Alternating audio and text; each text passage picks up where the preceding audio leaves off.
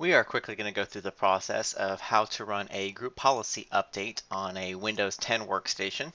Now, this is a Windows 10 virtual machine here, but it really works no differently than a physical machine, or if you're working in a remote environment and remoting into a Windows 10 machine. The command to do this and the results are effectively the same. So what we're going to need to do is we're going to click on the Start menu button right here, and we're going to type the letters CMD, Charlie, Mary, David. And what that's going to present to us as an option is right here, the command prompt. And when we click that, we're going to get this little black window right here.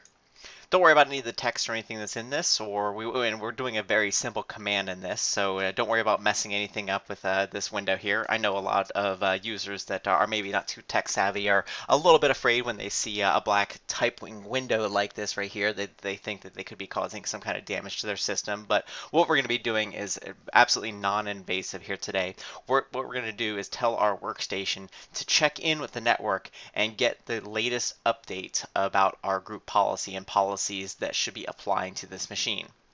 And the way that we're going to do that is using a command called gpupdate, which I have typed into this little notepad document right here so it's easy to see. So the important thing about this, the command itself is gpupdate, and then we always want to do the /force on this, as that actually forces it to go through and apply those updates now. So what we're going to go ahead and do here is type this command in, gpupdate /force, and just press the enter key on the keyboard. So you're going to see this going through and saying updating policy right now, and depending on the environment and your location, this could be something that takes just a matter of seconds. Like in my small test environment here, this is almost finished. But if you are in a situation where your connection to the network isn't that fast, or where there is a large number of policies out there that it needs to apply, or especially in situations where you are outside of the actual network and needing to go through and update your system, if you're going across a WAN link, meaning that you're, for example, working from home and connecting across the internet to your office, then the group policy update may take a little while longer. Sometimes group policy updates can even take up to an hour or more if you are working remotely and there's a lot of policies to go through and update. Now, in my case here, this is just saying that these updates have completed successfully and the whole process is done. Depending on the type of policies that need to be updated, this process could actually end with a different message here, maybe asking you to log off or asking you to restart the machine.